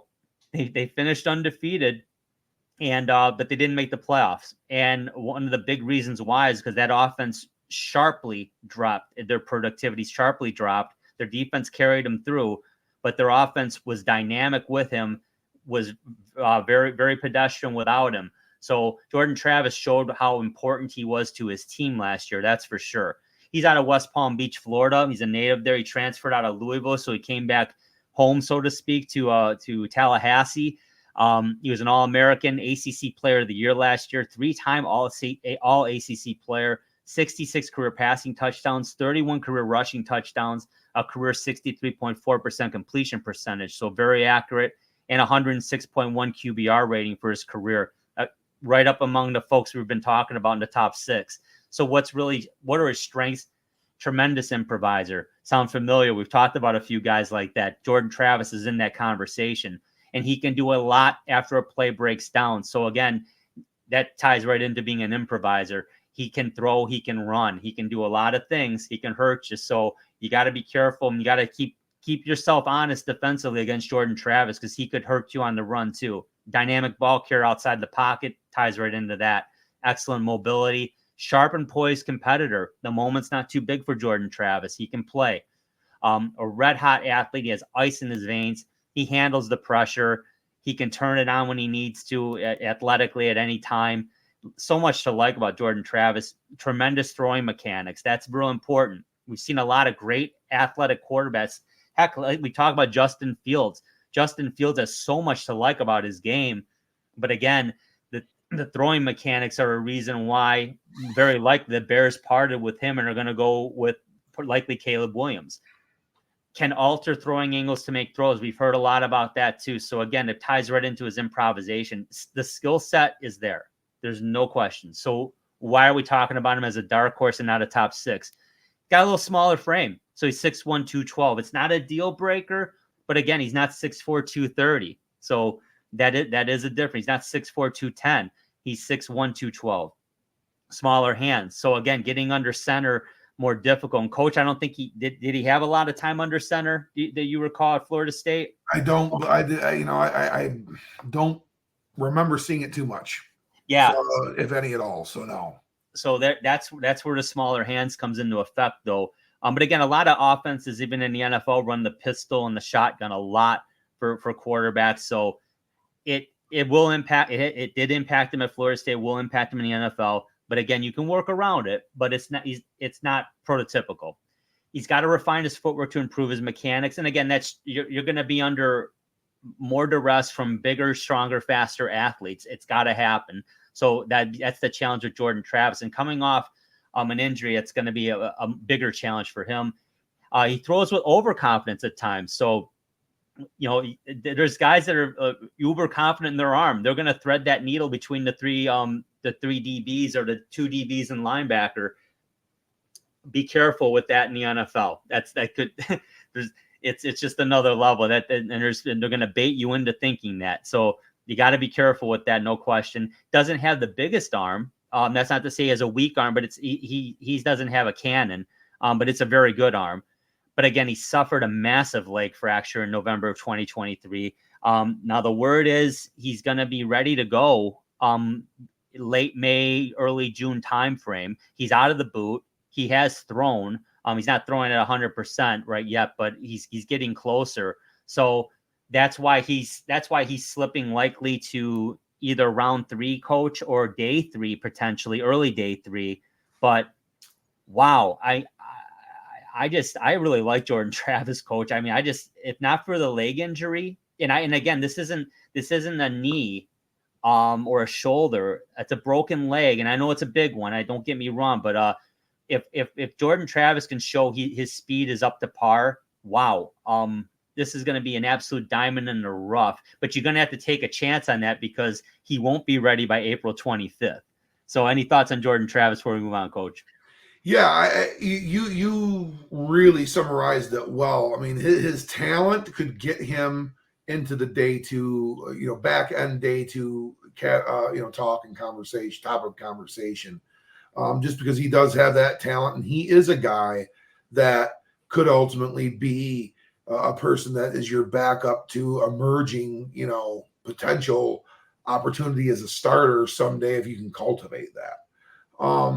That being said, where he slots in a team's and a roster's, composition today, I mean, and just the way this league is anymore with just 2 quarterbacks kept on a roster, he is that third guy. That's at least this year, he like you said, he's that Hendon Hooker type. So does that happen on day 3? I mean, that's when it happened for Hendon Hooker. So, I mean, it could happen on day, or I'm sorry, if that happened in round 3, I'm sorry. Mm-hmm. Yeah. Does that happen in round 3? It could, that it certainly could. Could it also happen on day 3? It could. I think 3rd, 4th round. I think you hit the nail on the head. Yeah. And Hooker had the knee injury, which he's recovered from. So it's going to be fun to watch him play this year, but yeah, very similar. So coach, let's go to your next dark horse. We have a familiar name. This is a very familiar name because we've been talking about him potentially being involved at the top end of the draft for a couple of seasons. But Spencer Rattler, the quarterback out of South Carolina, 6'1", 218-pound senior. So he's really bulked up over the past couple of years. Out of Phoenix, Arizona. He's featured on the Netflix, show QB1. He was a 5-star prospect. So Spencer Rattler is somebody that's very familiar to the football world. He's another transfer out of Oklahoma. So you saw him leave Oklahoma for Caleb Williams, and then you saw Caleb Williams leave Oklahoma and go to USC. So he was a great player at Oklahoma as well. He was freshman All-American and All Big 12 while he played there. He's a 2-time team captain for the South Carolina Gamecocks. 77 career passing touchdowns, 16 career on the ground, 69% career completion percentage. So another guy that was prolific at getting the ball caught and delivering a real productive offense. Real clean, fundamental QB prospect. Throws the ball very well, throws it really well on the run. He's got a great quick release, so the arm talent is definitely there. Got a lot of experience. He started for Oklahoma. He started for South Carolina. His arm is impressive. He's definitely a slinger of the football. Has well-developed ball placement. And that's as evident with that 69% career completion percentage. This is a guy that catches a lot of footballs. He's productive. This is going to be someone that I think gets NFL opportunities. Whether it's ever as a starter, I don't know, but he's going to get NFL opportunities. Plenty of pep on his throw. So he's got a little bit, a nice release. There's a little bit of velocity that comes with his throwing. They're fluid and flexible, pure form athlete. A guy that was built to play this game. He's smaller. His size and frame is a little bit smaller. 6'1", 218 is a well-built kid, but he's a little bit smaller. And he struggles down the field. And some of these other guys, these top end, prospects we've talked about, are really, really good down the field. So the further Spencer Rattler has to throw the football down the field, the more trouble he has. So that's a component to his game that is not maybe what the other prospects caliber is. And he's not the most composed under duress, where some of these other guys are just absolute magicians when they get under duress. He came out of the gates amazing, in his career. Yeah. He looked like he was destined to be the first overall pick. This was a player that I think, when the Lions were kind of in the doldrum points, where some were thinking this was a guy who was going to replace Matt Stafford. Mm-hmm. His name was prominently mentioned as one of those individuals. But he never kind of returned to that season. He didn't come out after that season, and he never quite lived up to that once again. I mean, we're talking that's 4 years ago now. So his best year was really, really early on in his career. And the question really kind of remains, is he an NFL caliber decision maker?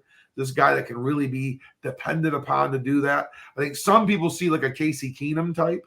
Mm-hmm. Is a guy that he certainly can, but somebody that's not going to be built around per se.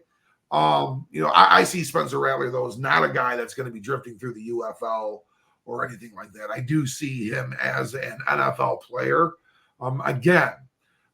He's a day 2, round 3 type of prospect tender, I think. Could it go down in a day 3 somewhere?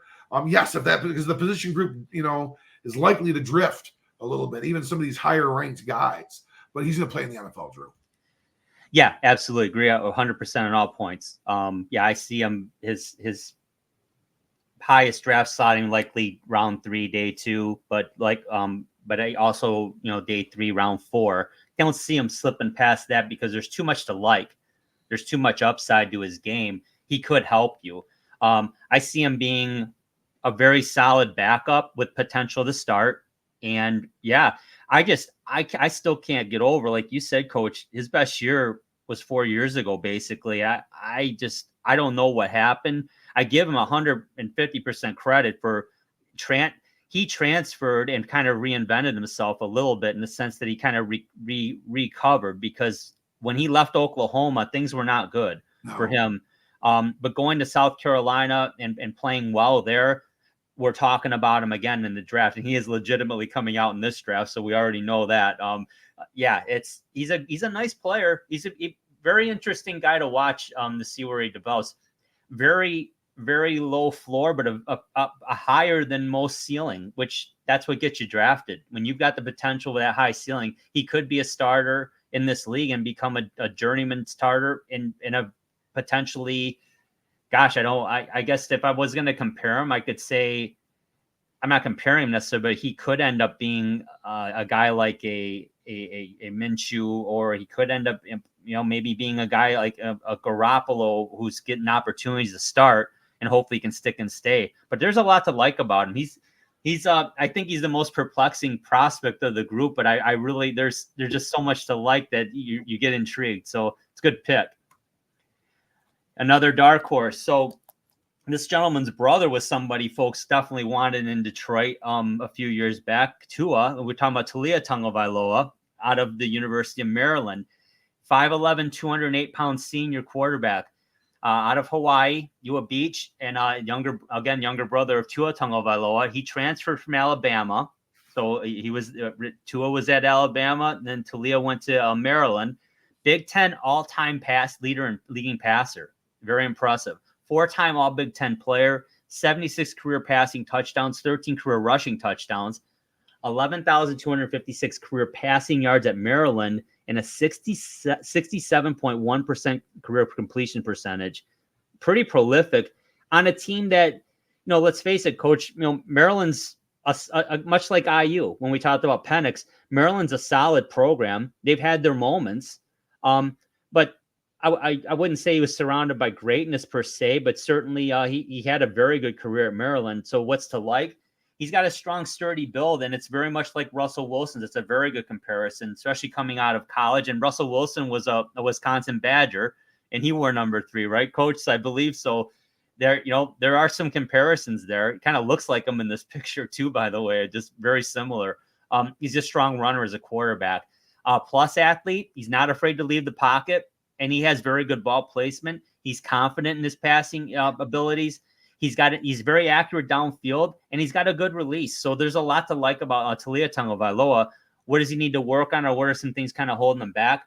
He's a short prospect. Let's face it, when you're under six, really, if you're under 6'1", you're going to start getting questions about that. So you've got to be, in a lot of GMs' minds, a lot of scouts' minds, you got to have some elite ability to counter that. And I'm not sure Taulia Tagovailoa is an elite quarterback. He's a good quarterback, very good quarterback. He's a very good athlete. But to overcome that when you're playing behind guys that are 6'4", 6'5", 6'6 plus, yeah, it's going to be tough. So that's a big drawback for him. He does fade away off the back foot a little too much. That's way too much, quite frankly. And that's going to be a huge problem in the NFL if that continues. He has good but not great arm strength, like I alluded to. He can abandon mechanics and become inaccurate. So if he gets happy feet, sometimes isn't able to gather. And we talked about arm talent, like Coach had mentioned in the previous prospects, that it's not there necessarily when he's under duress. So got to work on that and got to look at that. He needs to be able to refine his processing skills to adapt to the NFL speed. So if you're getting in that kind of trouble when you're playing against Rutgers and IU, imagine when you're playing against the Packers or the Bears or the Lions, going to be trouble. So there's a lower floor here for Tagovailoa, Taulia Tagovailoa, but he does have a lot of good things. And I tell you what, Coach, I liked him a lot in Maryland. I probably liked his junior season better than his senior season, but I could see him definitely getting drafted on day. He's going to be a J3 pick if he's a pick. And I'm not guaranteeing that, but I think a 6th or 7th round slot for Taulia Tagovailoa might work for him. And I think he'll be a solid backup and could potentially be a sneaky good starter. What are your thoughts? Yeah, you nailed it, man. I mean, he there's something that's like, there's some parts of you look at Taulia and you just see it like a guy that can start. You see, a Russell Wilson. You see that type of player, but he just watch him in at Maryland. He just abandons like the flow. He abandons the plan. He abandons his technique. He abandons the decision making. He just, it's like he rushes himself so much, and it just sabotages series. It creates turnovers. It led to real high scores against, because the other team's offense has always got the ball in prime field position, and the defense is scoring. So I mean, these are things that happened around Taulia just an awful lot. It happened around Taulia just an awful lot, and I think, in saying that, I think, you look with Taulia, do I see an NFL football player? I do. I just wonder if how long his window is going to be open, and whether he could be a guy that could maybe test the UFL waters and provide, that league some marketing, and to have a Tagovailoa playing in that league, but also be a guy that really kind of reps himself there and maybe reclamates some of these issues that he has, because his physical talent would be very high level in that league. Yeah. And that might square him to an opportunity to be a competitive NFL football player. He certainly possesses the attributes. I agree with you, Coach. And I think his skill set's very, very on par with his brothers. I think the difference is there's two differences. One, got the left-hander, right? Tua's left-handed. He's pretty good. He's a great quarterback. But I think the same weaknesses they share, I think Tua's able to harness those a lot better, and Taulia's going to have to prove it. And you're right. Maybe it is the UFL route, but I really think he'll get drafted and get a shot at least. Which again speaks to, we're talking about our dark horse candidates. We're talking about a top 15 prospect in the quarterback position and may not get drafted. So it's feast or famine at this position, and that's how it is in the NFL, right? I mean, if you're not starting, you know, you better prove that you're going to be one hell of a backup, or else why waste draft capital on somebody if you're not even sure can back up your guy, you know? And I think Tagovailoa has enough talent that I would be willing to take that chance. I've seen him. I've run mocks where in my mind I'm thinking if the Lions were able to gain additional draft capital and they wanted to get another arm and another young arm, I still don't recommend it, but I could see them doing it only if they were able to gain additional draft capital for round 6 or 7. But he's an interesting prospect, very interesting, and certainly his name alone is gonna garner interest. So it'll be fun to watch, see how Talia ends up. Let's talk about your next dark horse candidate, Coach. Michael Pratt out of Tulane went out of the city, went to the university down in New Orleans there. Quarterback for the Green Wave, 6'3", 220-pound junior out of Deerfield Beach, Florida, runs a 4.65 40. So we're talking about a good athlete. He was an all AAC player there 2 times. Offensive player of the year for the American Athletic Conference. So real good prolific player for the Green Wave. 88 career touchdown passes, 27 career rushing TDs, 61.9 career completion percentage, 104.3 career QBR. So this is another guy that's been a very productive player for his university. Real clean, fundamental throwing mechanics. He looks the part, Drew. He's very light and agile. He's a good mover, especially within the pocket. Strong, durable frame, so he can take a little bit of a punishment, whether if he squares his shoulders and runs down the field a little bit. Crafty and creative ability to release his passing angles. So this is another guy that's his arm talent is the ability to get passes off and still be accurate with some velocity. He's an efficient, sharp decision maker. Guy that's kind of a natural born quarterback. Does real well in making good football decisions. He puts some good velocity on his ball. There's a lot of pop on it. So that's obviously something that's got to be there for him to have a little bit of success in the NFL. And he's great at looking people off. He's great, kind of at deceiving with his eyes and what he's doing, which can really fool defenses and secondaries. Secondaries are really locking in on some of those kind of things and where the quarterback's eyes are and what the quarterback's doing. And when he's deceiving them with that and successful, boy, do you have a guy that can do some things. So Michael Pratt, those are the things that he does really, really well.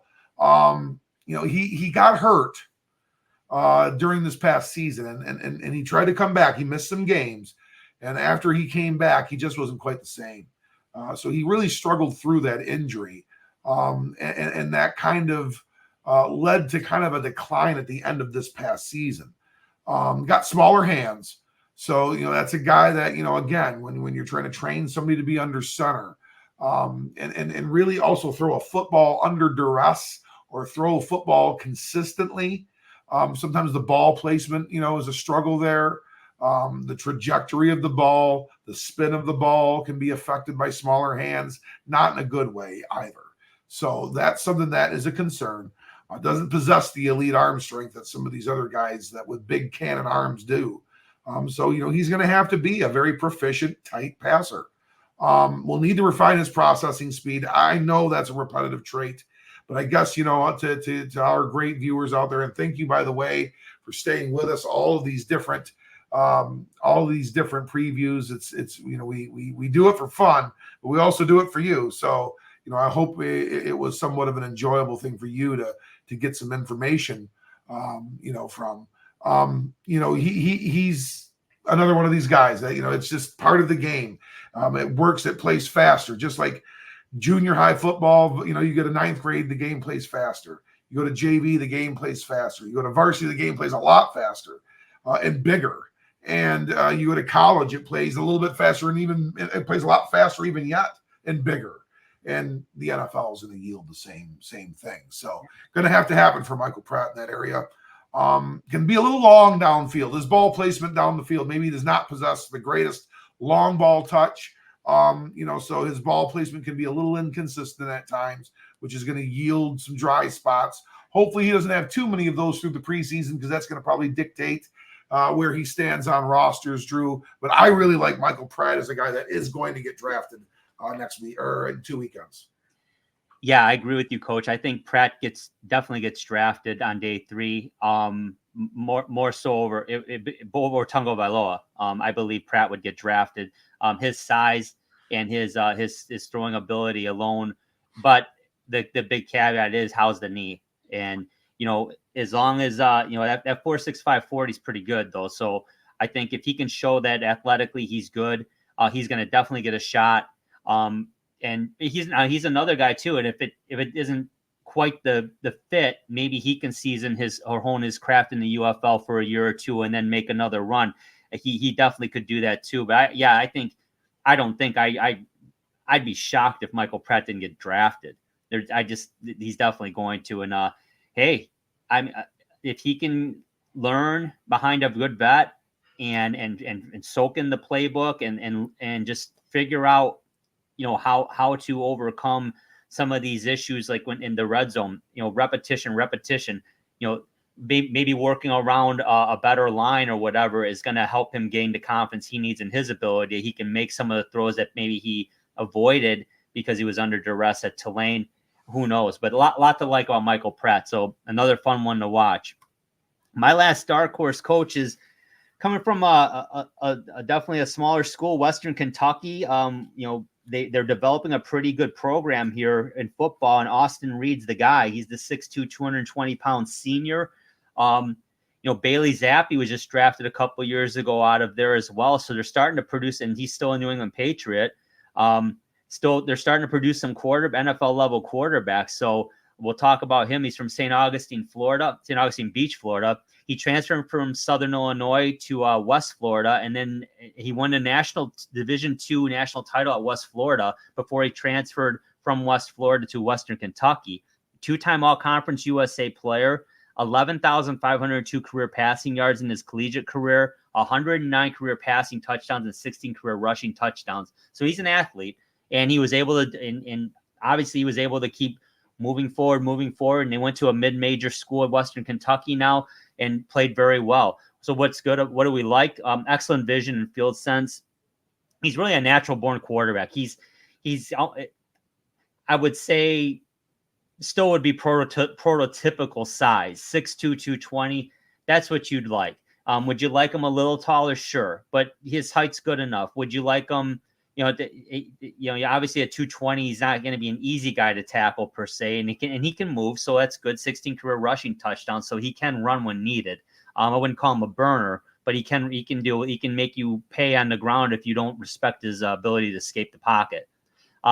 So he's a trial tested, consistent performer. He's been consistent everywhere he's been. He's mobile within the pocket, a look off guru. So he doesn't lock into his targets. And that is so, so important at every level. But even at the NFL level, you have to be able to fool the Mike linebacker who's maybe playing spy, or the safety that's playing cover, if you're playing cover 2 and the safety is honing in on. You got to look those guys off to fool them, quite frankly. Very consistent, accurate ball placement. So if you're able to fool your opponent by looking off, and you're able to be accurate with your throws, you've got a shot. You've definitely got a shot if you can do those things. He's an excellent manipulator of the pocket and a strong, sturdy frame of quarterback. Again, I talked about that. He's what you would almost consider prototypical size. So a lot to like about Austin Reed, and it seems like he's getting better and better. But what does he need to work on, or what's really going to hold him back? So he's an average at best overall athlete. Again, he's not a burner. He can move. But I wouldn't be, we didn't have his 40 time up here for a reason. Not that it was bad. It just didn't stand out.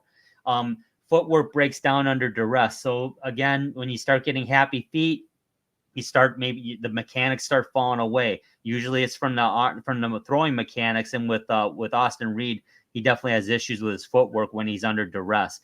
So he's got to refine his ball placement to find a place in the NFL. He's shown he can be very accurate. He's shown he's very good at looking off, but he's got to show that he can take it to the next level. Instant decisions can lead to poor judgment and mistakes. So here's a situation where he's got to trust his line. He's got to have to trust his ability. And just stand in the pocket. And sometimes you're going to have to stand in there and take an absolute beating to make the play you need to make. And it remains to be seen, can Austin Reed do that? Does not possess tremendous arm strength, good arm strength. And he's confident in it. So he understands that, I think. So he's able, when a quarterback doesn't have an elite arm, how often we see it, Coach, and we're probably going to talk about somebody like this soon, big arm, but if you don't have that, you better be laser accurate and be able to look off your opponent. You got to find ways to work around a lack of arm strength. I think Austin Reed does that pretty well. Will he get drafted? I think he will. It'll be late day 3. I think there's a chance he's an undrafted free agent. But Coach, I do like a lot about Austin Reed. I think if he can catch lightning in a bottle somewhere and catch on, he may be able to develop into a very good backup and a spot starter. And who knows, sky's the limit. But I'm not enamored with Austin Reed, but I think he's got a future in the NFL if things go right.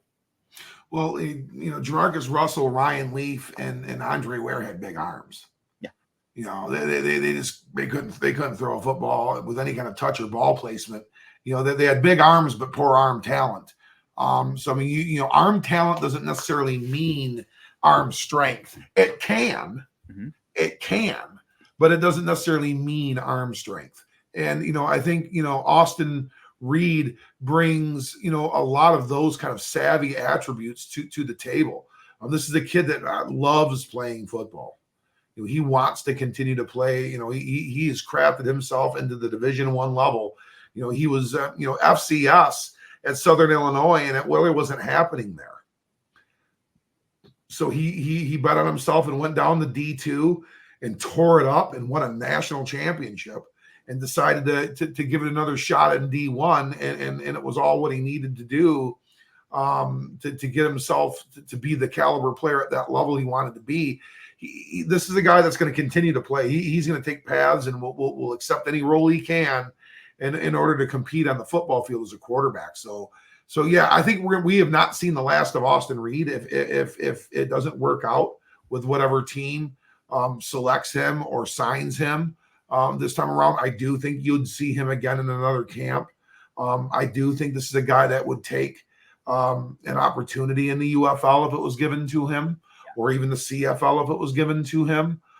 Even though, I think now you're going to see sort of a marriage between prospects playing out of the UFL, just because, it's I think the American talent pool and the American rules will do you a more of a solid that way. But, Austin Reed's got a football future in pro football. There's no doubt about it. All right, Coach, we got our last dark horse candidate. Take it away. And our last prospect featured for the cycle, Drew, and it's going to be Mr. Joe Milton III out of the University of Tennessee, 6'5", 235-pound senior. So a big athletic kid here out of Pahokee, Florida. He was a 4-star prospect that was originally out of here in Ann Arbor. When things started to look like they were going to go the way for JJ and Cade McNamara, for Cade McNamara and JJ, Joe decided to take his talents elsewhere. He wound up down in Knoxville, Tennessee, where he won 3 letters with the Wolverines, but he was the 2022 Orange Bowl MVP for the Tennessee Volunteers. 37 career touchdown passes, 12 career rushing touchdowns. So he definitely got his season and his time to shine in Knoxville, and he did so. He's an absolute physical specimen. This is a pro athlete's body and a pro athlete's physical ability. Amazing. He's got cannon arm strength. Big arm. Very mobile. He's got a blazing release. So, the velocity and the strength out of his arm is at the top caliber of the draft. He may have the biggest arm out of any quarterback in this draft in regards to being able to throw the ball purely down the field. He's physically imposing in the run game. It's 6'5", 235, and at Michigan, he played more towards 250. They really wanted him to run with him. He's dangerous in that area. Yeah. He accelerates quickly and generates a lot of yards. He can really clip 10, 15 yards with his runs if he can square his shoulders in the open field real quickly. Gets big velocity on his passes. And he's got real good pocket awareness and mobility. He definitely can get himself the time to let it rip downfield. His footwork, though, and his mechanics have always seemed like at times to get out of sync. That was an issue at Michigan. That kind of led to some question marks. He locks in on targets and can lead to some predictability in his throws, which are going to lead to a lot of incompletions, stalled drives, and interceptions. And that's something that is not tolerated too long at the NFL level. Needs to become more accurate passer. That there's no truth about that. It's, his thing's all about arm strength. Some of the nuances in the touch and the finesse and the ball placement are big time works in progress still for Joe Milton III. His touch, he's got to refine having a little bit more touch in his game in order to be a guy that really hangs. His physical ability gives him the opportunity to play in the NFL. Where it ever winds up, I could see it because he has the physical tools and traits to be a Cam Newton, to be an Anthony Richardson type of player. Yep. But, he's still got some things that have to get better. Yeah. But I'll tell you what, Richardson's the guy. Physically, he looks like Richardson. He throws like Richardson deep. The difference comes underneath the intermediate 10 to 20 yard pass, the underneath stuff. Richardson definitely has a very, very adept touch on the football. Under 20 yards. That's what Joe Milton needs to work on. But I'll be honest, Coach, I think other than Jordan Travis of our dark horse candidates, Joe Milton actually might be the next quarterback drafted after Bo Nix. Now, I don't know where that'll be exactly. Could be day 2, round 3. There's no way he slips past round 4. That arm talent and size alone are too much to pass up. As a matter of fact, I'm going to strike that. If he goes to day 3, I'm going to be shocked. I just think there's athletic ability. Yeah, there's too much to like and too much upside potentially. Now the floor could bottom out. To your point, he might. I mean, who knows? Maybe in 3 years, Joe Milton's in the UFL or the CFL, and we might not see him back in the NFL. But we could actually see him under center in the NFL as a starter. Mm-hmm. So to me, that's a guy that if you need a quarterback or you're on the, like if I'm the Rams maybe in round 2 or 3, maybe that's when maybe I look at my guy, possibly as the heir apparent to Stafford. I don't know, possibly, maybe, but it's something you look at and think about. But lots to like about Joe Milton, and yeah, he transferred from Michigan because I mean, you're not going to unseat JJ McCarthy, and even Cade McNamara, held off McCarthy. McCarthy took the job from him, and he ended up leaving because JJ McCarthy's a really special athlete. He just is. It doesn't mean that Joe Milton's not. It's just unless you're Caleb Williams, you're probably not unseating him. So there it is. You move on and you find another opportunity. So, I mean, a lot of the guys we talked about transferred and were successful. And Joe Milton replaced Hendon Hooker when he got hurt. And I think that's what parlayed into that Orange Bowl MVP, right, Coach? So there it is. So he's capable. Right. He's capable. No question about it. We're wrapping this one up, Coach. This has been an interesting position group because it's going to have a significant impact on the first round, as it normally does. But I think maybe more so there could be 6 quarterbacks taken in round 1, which would be a lot. But after that, there's a significant drop-off. And like we talked about with our dark horses, who knows what you're going to get. And there's other guys we didn't even talk about in detail, but you mentioned earlier, like Sam Hartman comes to mind. Slovis comes to mind. These guys could end up being Carter Bradley. Yeah, who knows? We're just under a shade under 2 hours here, covering just 12 guys. I mean, so there's a lot to talk about. But it's been a great amount of fun. This is what this podcast started on, was draft preparation, prospect analysis, and ultimately a mock draft for the first round, which we'll do next week. But thank you, Coach, for your work. You did a hell of a lot of work on this one, and a great job, great detail. Let's close this one out. Any closing thoughts before we sign off? Oh, a lot of fun in this draft, special because it's here in Detroit, and it's going to be a lot of fun to kind of cultivate our thinking process for that first round of the mock. And yeah, it's kind of the birthright of the Sports Peninsula podcast. So it always kind of brings us back to that center, and look forward to bringing a lot of other great content moving forward. Cannot wait. Can't wait for next week. Next Saturday, the 20th, we will release our first round mock draft. And that's always fun. It's really tough to be accurate because there's so many trades that can happen that you just can't account for. Again, we're mulling over whether we're going to do that. We probably will, but we got to talk about that in detail. But we're going to sign off right now. Come to Detroit, folks. You want to see for yourself what the city's about? Come to Detroit for the draft. You'll find out real quick. You're going to have a great time downtown, and there's a lot to do down there. And like I said, being down there myself over the last couple of weeks has been really, you can see it coming together. It's going to be a lot of fun. Coach and I have been down there for parties and parades, million people down there for championship parades. No troubles. I mean, honestly, yeah, keep your head on a swivel like anywhere, right? But, at the end of the day, it's going to be a lot of fun. A lot of people there for one thing, just to have a good time and enjoy the NFL draft, and the city will show out. Looking forward to it. Thank you, everybody, for watching. Thank you for subscribing. If you haven't already, please do. Just click on the channel, go to subscribe, like the video, give us your thoughts and comments. We'd love to hear from you, and some of you have, and we appreciate that. So for Coach Andy Seal of the Marine City Mariners, my name is Drew. Take care, everybody. Thanks for watching, and we'll talk to you soon. This has been the Sports Peninsula Podcast. To subscribe to the podcast, simply click the subscribe button on our YouTube channel's homepage and give us a like. You can also follow our audio podcast on multiple platforms, including Apple Podcasts, Amazon Music, and Google Podcasts, just to name a few. Give us a follow on Twitter. Our handle is @SportsPPodcast to check out our latest releases. Thank you again for watching and for your support. Remember, when you want to hear all about sports in the great state of Michigan, there is only one Sports Peninsula Podcast.